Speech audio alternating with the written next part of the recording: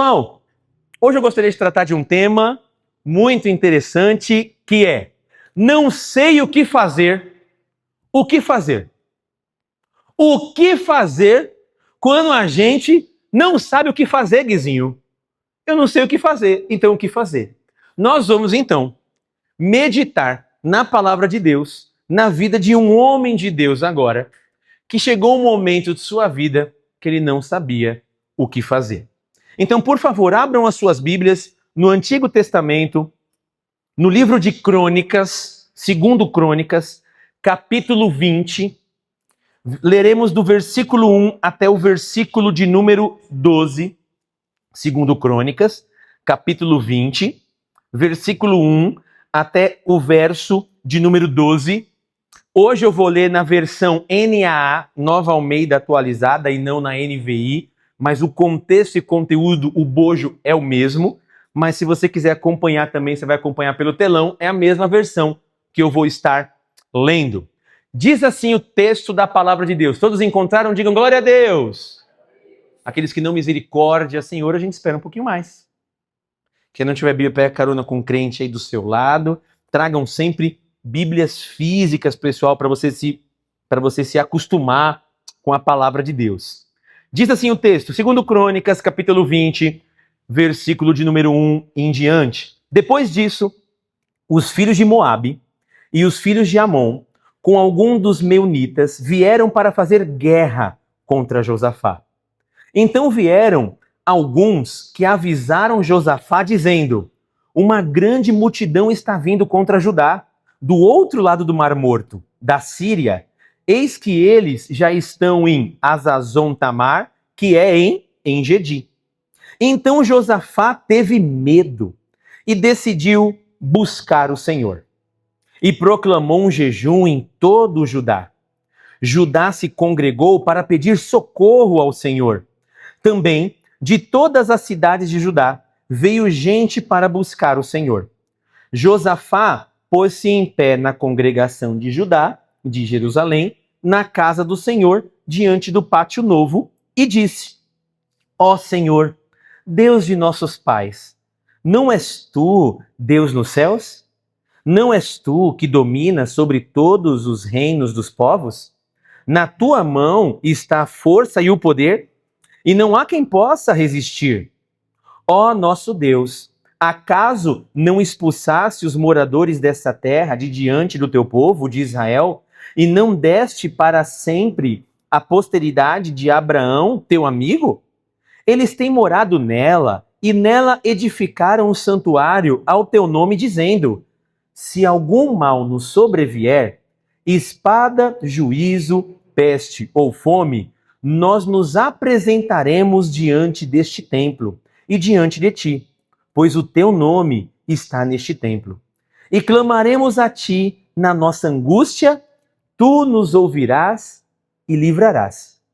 Agora, eis que os filhos de Amon e de Moabe e os do monte Seir, cujas terras não permitiste a Israel invadir quando vinham à terra do Egito, mas deles se desviaram e não os destruíram. Eis que eles estão nos recompensando assim, estão vindo para nos expulsar da tua propriedade, que nos deste em herança.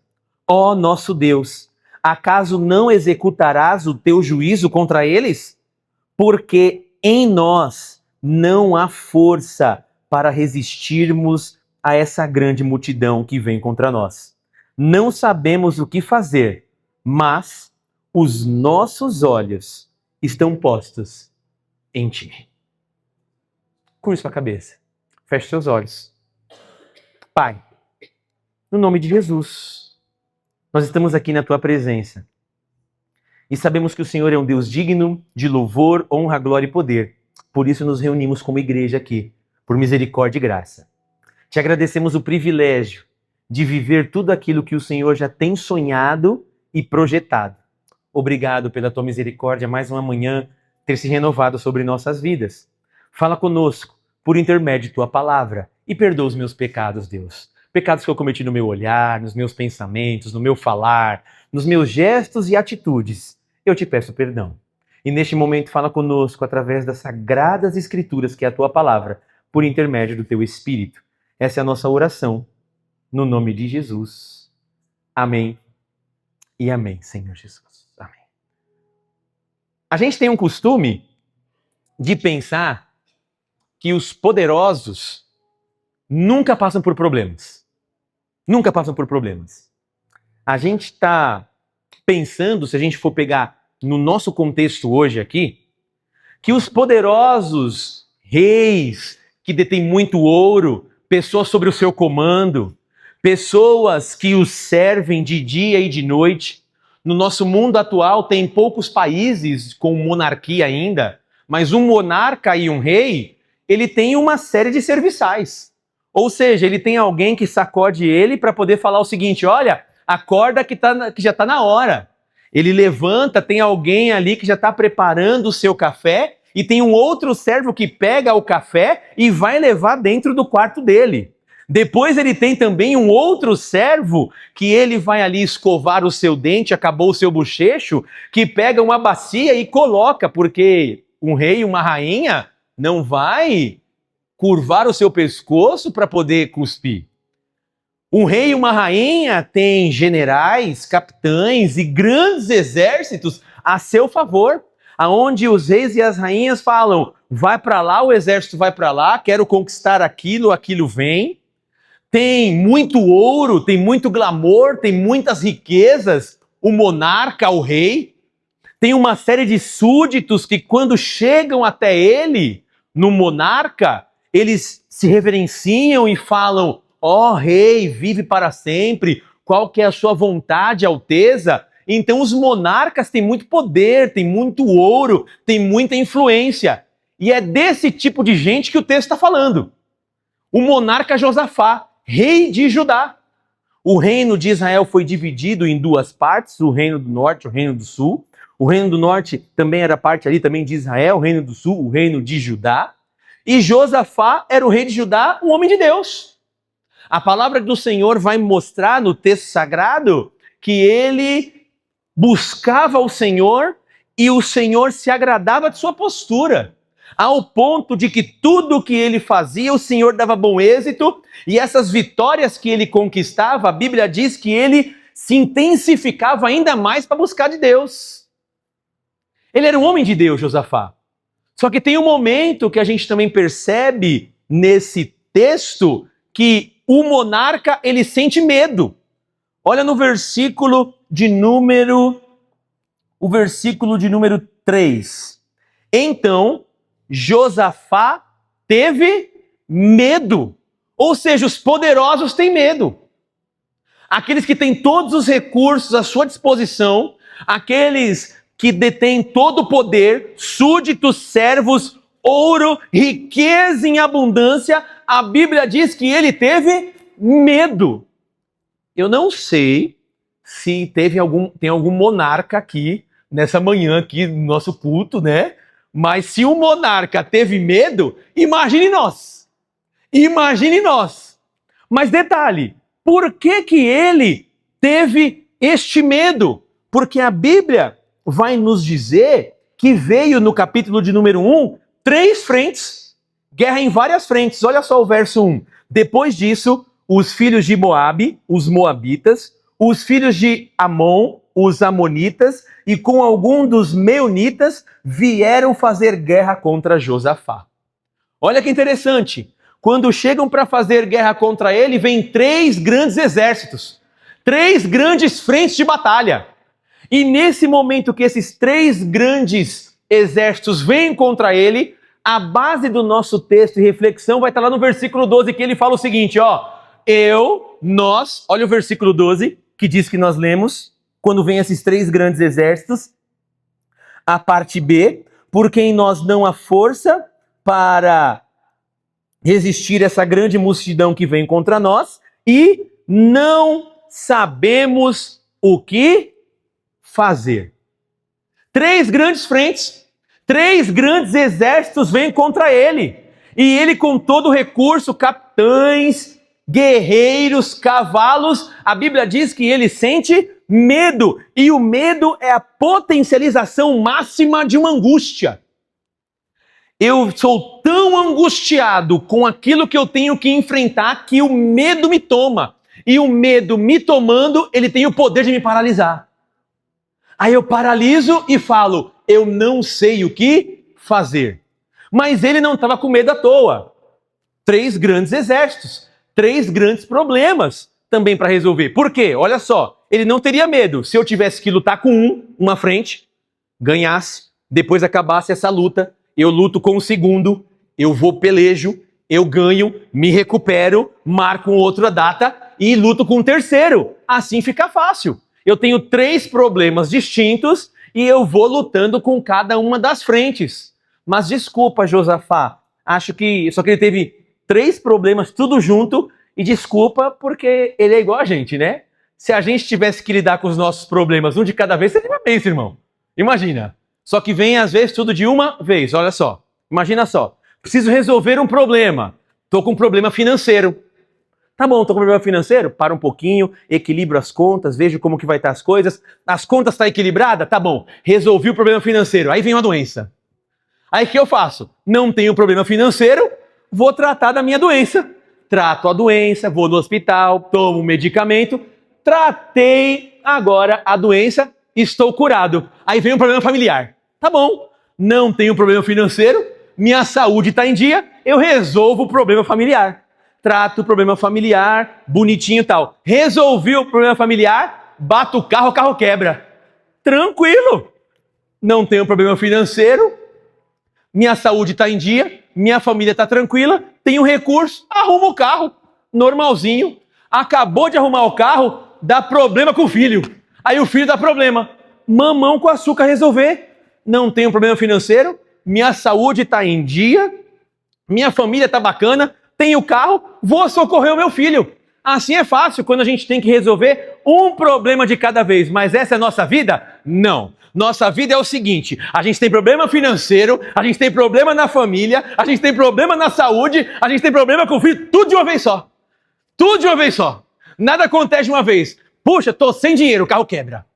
Puxa, o carro acabou de quebrar, começa a dar um pipoco no coração. Você fala, Jesus amado, pipoco no coração, preciso resolver. Daqui a pouco a família começa a dar problema. Meu Deus do céu, tenho que resolver o problema da família. Um monte de coisa ao mesmo tempo. Aí a única pergunta que vem para nós é, o que fazer quando não se sabe o que fazer? O que fazer? E Josafá, ele vai falando, ó, não sabemos o que fazer. Imagine um rei falando isso. Eu não sei o que fazer. 3 frentes, 3 grandes exércitos. O que eu vou fazer, sendo que eu não sei o que fazer? Mas vamos ver o que o texto diz? E a gente pode aprender com a palavra de Deus, com essa declaração de Josafá. O que fazer quando não sabemos o que fazer? Primeiro lugar, busque ao Senhor. Olha o que diz o texto no versículo de número 3. Então Josafá teve medo e decidiu buscar o Senhor e proclamou um jejum em todo o Judá. Olha que interessante. Ele teve medo. O que eu vou fazer? Vou buscar a Deus. Em vez de se reunir com seus capitães, com seus generais, com um conselho de guerra para montar uma estratégia bélica, não. O que ele faz? Vou chamar homens de oração. Para que você vai chamar homens de oração? A gente está em guerra. Porque nós vamos orar e buscar a face do Senhor. Eu não sei o que fazer. Então vamos fazer uma estratégia, Josafá, para a gente poder guerrear. Vamos ver as possibilidades, vamos ver os riscos que estão aqui. Não, nós buscaremos a face do Senhor sobre as nossas vidas. Vamos buscar, chamou gente de oração, ele é um homem de Deus. Chamou gente de oração, vamos buscar a face do Senhor, porque Josafá, ele sabia, e guarde isso, as suas guerras, antes de serem vencidas com armas, são vencidas no joelho. Ou seja, eu busco ao Senhor. Por quê? Você não sabe o que fazer e está buscando ao Senhor. Porque se tem alguma estratégia, se tem alguma solução, é com o meu joelho dobrado que o Senhor vai fazer um milagre. Não sei o que fazer. Busque ao Senhor. Porque chega um momento da nossa vida que soluções humanas, contatos, networks, relacionamentos são ineficazes para resolver os nossos problemas. São ineficazes para resolver problema de família, para resolver problema de trabalho, para resolver problema de ministério, de relacionamentos, são ineficazes. E quando tudo não dá certo e a gente não sabe o que fazer porque saiu de nossa gestão, o que a gente faz? Busca ao Senhor. Eu vou dobrar meu joelho e vou orar. Porque essa é a melhor estratégia. Segundo lugar, o que a gente aprende? Quando não sabemos o que fazer, peça socorro. Peça socorro. Olha o que diz o verso de número 4. Judá se congregou para pedir socorro ao Senhor. Também, de todas as cidades de Judá, veio gente para buscar ao Senhor. Ou seja, peça socorro a Deus e dependendo pessoas que estão do seu lado para poderem também fizeram o que o povo de Judá? Vamos orar, vamos buscar a Deus.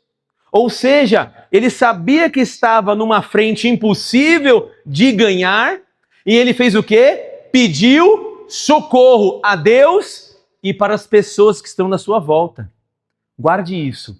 Tem fundos do poço que eu e você passa que você não sai sozinho. Tem fundos de poço que você pode estar vivendo familiar, financeiro, emocional, que você não vai conseguir sair sozinho. A gente precisa reconhecer e pedir socorro de uma intervenção divina. Não sai sozinho. Tem outros fundos do poço que você consegue sair, consegue fazer outras coisas, mas existem fundos de poço que você não vai conseguir sair sozinho. E você vai ter que ter a humildade de pedir socorro, primeiramente a Deus, e ajuda aquelas pessoas de oração. Ah, mas eu tenho vergonha. Vergonha é morrer com as suas demandas. Vergonha é morrer com os seus defeitos. Vergonha é morrer com essas coisas aí. Isso sim é vergonhoso. Mas pedir o quê? Socorro. Imagine um rei pedindo socorro. Tenho grana, não falta grana para mim. Tenho ouro em abundância. E a Bíblia vai dizer que ele prosperou tanto que ele fez cidade fortificada, Josafá. Pega do versículo do capítulo 17 e vai lendo. Imagine um rei pedindo socorro. Imagine. Oi, Senhor, oi, Alteza, vem cá. Então, como você está? Então, vamos pedir socorro, mas para quem? Para o Senhor? Mas avisa lá aquele povo lá para a gente fazer um jejum junto. Para a gente poder orar também junto. Nossa, o rei pedindo socorro porque não sabe o que fazer. Ele tirou o orgulho. Fale para a pessoa que está do seu lado, não seja orgulhosa. Peça socorro. Tem fundos de poço que você não sairá sozinho. E outra coisa, muitas vezes Deus vai usar a vida de pessoas para te abençoar e te tirar daí. O Senhor fala ao seu coração e usa a vida de homens e de mulheres de Deus. Então, peça socorro ao Senhor. Porque vergonha é morrer com os nossos próprios defeitos, sabe por quê? Por orgulho. Josafá fez o seguinte, vou pedir socorro. Busquei ao Senhor e peço socorro mesmo. Terceira coisa que a gente também pode aprender com esse texto, reconheça a sua fraqueza. Reconheça a sua fraqueza. Olha o verso 20, 12, a parte A. Porque em nós não há força para resistirmos a essa grande multidão que vem contra nós. Não tenho força. Esse é um dos pontos principais. A gente reconhecer nossa fraqueza. Eu não tenho força para resolver a crise do meu casamento. Eu não tenho força para resolver a crise familiar. Eu não tenho força para resolver minha crise de relacionamentos. Eu não tenho força para resolver a crise com meu filho. Eu não tenho força para resolver a crise do meu trabalho. Eu não tenho força para resolver as crises existenciais da minha alma. Eu não tenho forças. Temos que ser sinceros e falar sobre isso. Para Deus falar, não tenho forças. Não tenho. Porque tem coisas que a gente tem força, pessoal. Tem coisas que a gente tem força. Quer ver? Fui demitido. Fui demitido, não estou mais trabalhando. E detalhe, fui demitido injustamente. Tá bom.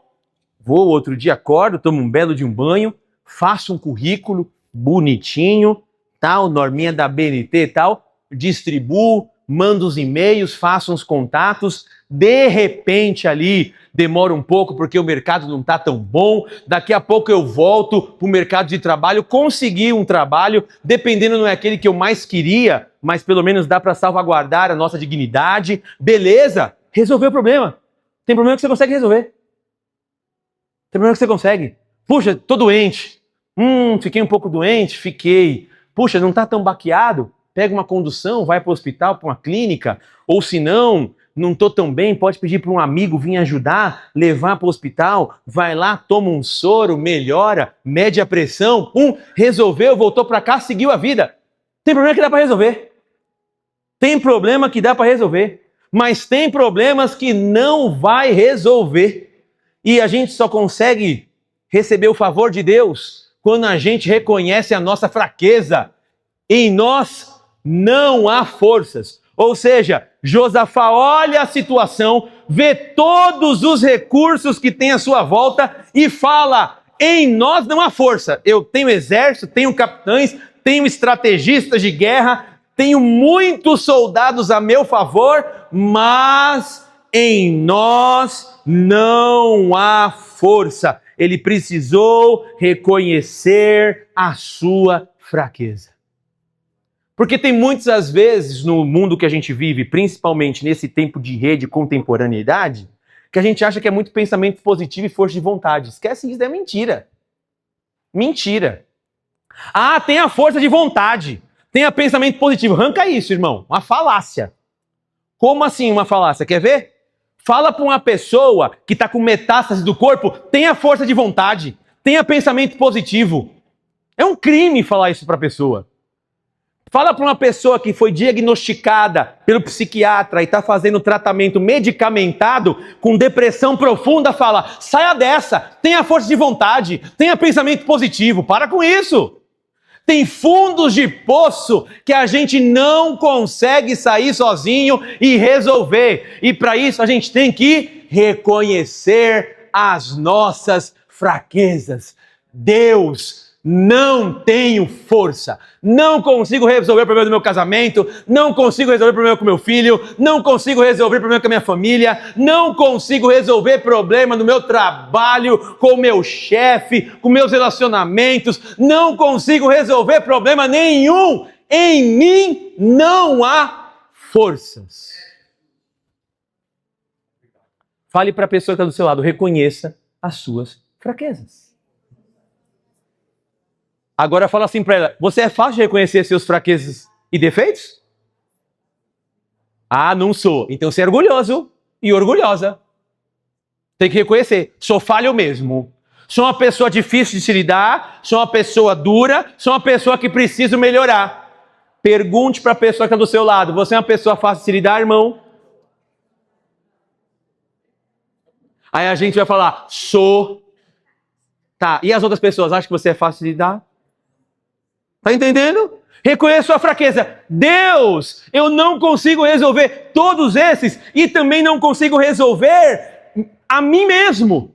Eu não consigo resolver as minhas emoções, não consigo resolver as minhas reações, não consigo ver nada daquilo que está acontecendo comigo, Deus. Eu não consigo mudar. Eu estou com uma série de coisas existenciais, minhas emoções estão abaladas, não consigo resolver nada. Deus, não tenho forças. O que fazer quando não se sabe o que fazer? Reconheça as suas fraquezas. O primeiro passo para o milagre acontecer é admitir que nós não damos conta da montanha que está na nossa frente. eu não dou conta. Eu não consigo mudar. Eu não consigo me expressar. Eu não consigo me relacionar. Eu não consigo resolver isso daqui. Então eu tenho que chegar e falar, preciso mudar. Quarto lugar, o que fazer quando não soubermos o que fazer? Olhe para cima. Segundo Crônicas 20, 12, a parte B. Olha o que diz o texto. Mas os nossos olhos estão postos em ti. Olhe para cima. Você não tem que olhar para o governo, porque se você olhar para o governo, você vai ficar mais depressivo. Se você for olhar para a igreja, vai ficar depressiva. Se você for olhar para filósofos, universidades, pensadores, tipos de ideologias, você vai ficar depressivo e não vai resolver o seu problema. Você tem que olhar para onde? Para cima. Mas nossos olhos estão postos em ti. E o salmista diz, elevo os meus olhos para os montes, de onde me virá o socorro? O meu socorro vem do Senhor que fez os céus e a terra. E não deixará vacilar o meu pé. Aquele que me guarda não tosquenejará e não dormitará. O guarda de Israel, porque aquele que tem te guardado, meu irmão e minha irmã, é fiel. Ele é fiel. Então olhe para cima. Buscar uma perspectiva de quem criou os céus e de quem criou a terra. Josafá faz isso. Eu não sei o que fazer contra esse grande exército, mas meus olhos estão postos em ti. Eu vou buscar o Senhor. Eu vou pedir socorro. Eu vou reconhecer os meus defeitos, as minhas falhas, as minhas imperfeições. Vou reconhecer as minhas fendas na armadura.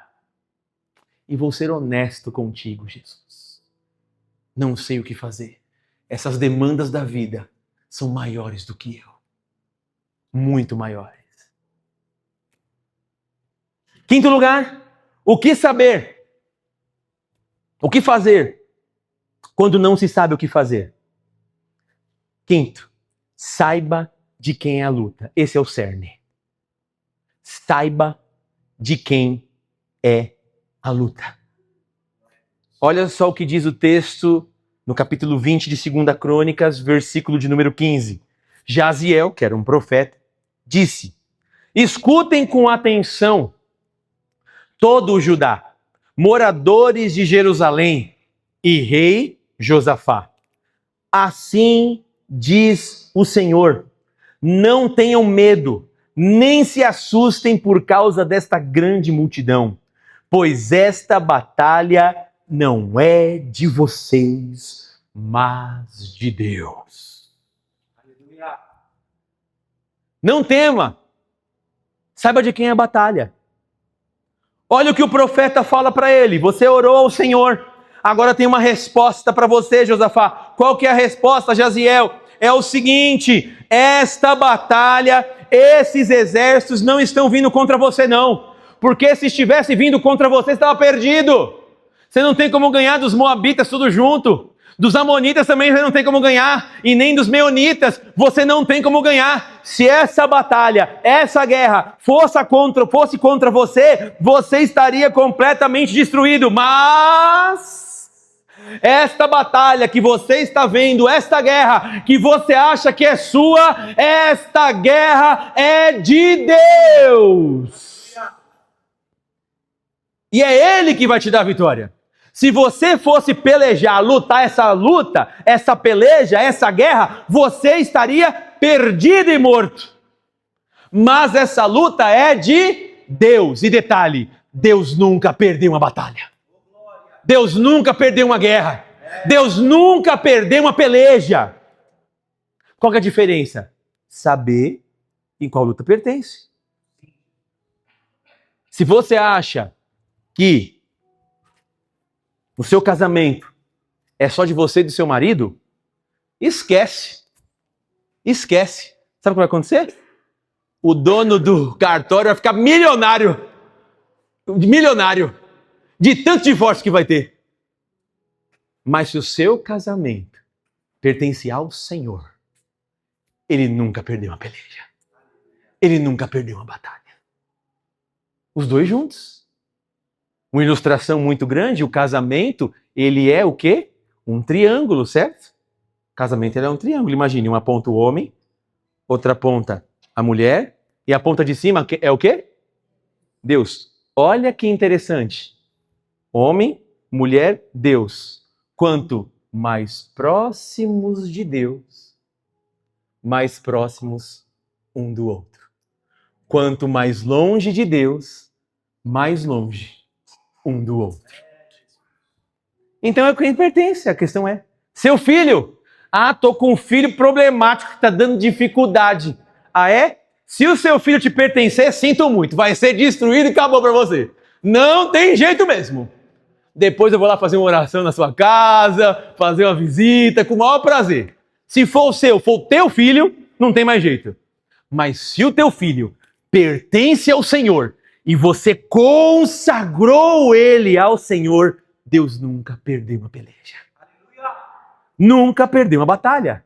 A grande questão é a quem ele pertence. A quem pertence o seu trabalho? A quem pertence a tua família? A quem pertence o teu filho? A quem pertence os teus negócios? Se pertencer a você, existe uma grande probabilidade dos problemas, quando você e eu não sabemos o que fazer, a gente vai sucumbir. Mas, se todas as esferas da nossa vida, trabalho, familiar, casamento, filhos, for do Senhor, meu irmão, relaxa, porque o Senhor é um Deus de vitória e Ele nunca perdeu uma batalha. Deus é bom. Pergunte para a pessoa que está do seu lado, a sua família pertence a quem? A você? O teu filho, para aqueles que são pais aqui, pertencem a quem? A você? A gente erra, tem que reconhecer nossas fraquezas e falar, pertence a Deus. Quem é pai aqui, tem muitos aqui que todos já são pais. Todo pai erra. Você não é um pai perfeito e a mãe perfeita. Fale para a pessoa que está do seu lado. Alguns têm filho, outros não. Você não é. Ah, mas vai errar muito. Respirou, errou. Respirou, errou. Respirou, errou. Eu tenho Pedro, de 12 anos, já errei muito. Pedi muito perdão pro meu filho, muita oração junto. Vem cá, papai errou, vamos orar junto. Perdoa, papai, perdoa. Então vamos orar. Tá com vontade de orar? Vamos orar. Peço perdão pro meu filho. Peço perdão pra minha família. Eu e minha família tem sempre tempos assim, sabe o que a gente faz? Junta ali, eu junto eles ali. E a gente faz o seguinte, vamos pedir perdão.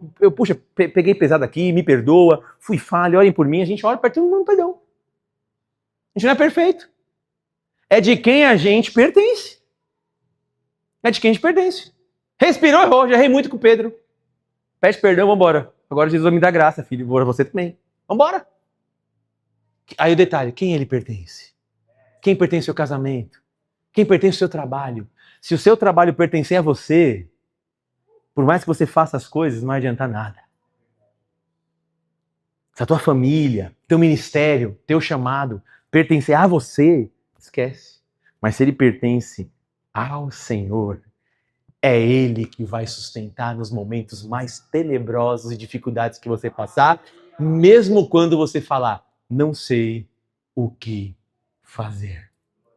Josafá, fica tranquilo, porque essa batalha não é sua, essa batalha é do Senhor dos Exércitos. Sexto lugar, quando não souber o que fazer, louve. Pergunta para a pessoa que está do lado, você gosta de cantar, irmão? Você gosta de cantar? O banheiro que o diga, né? Os azulejos do banheiro que o diga, que gosta de uma cantoria, né? Louve. Olha o que diz o capítulo 20, o versículo de número 21.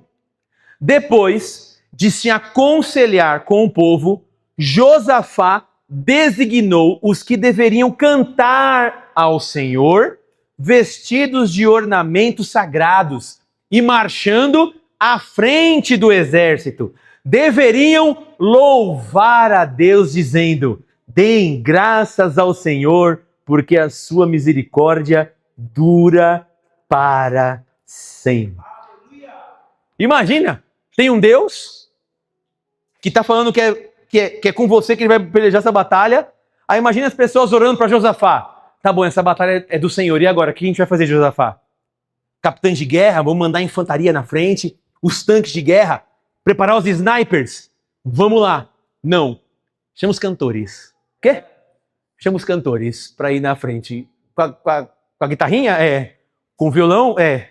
Com o carrãozinho? É isso mesmo. Imagine se a gente entra em guerra aqui na nossa nação brasileira. E o chefe maior que a gente tem aqui do Estado fala assim, chama os cantores, que a gente vai entrar numa guerra contra os Estados Unidos. O que a gente ia falar? Intervenção psicológica na hora. Ficou maluco? É pra gente chamar gente preparada. O que a gente vai... Não, chama cantores. Que essa batalha é do Senhor. Louve ao Senhor. Tem um exército, quem vai na frente?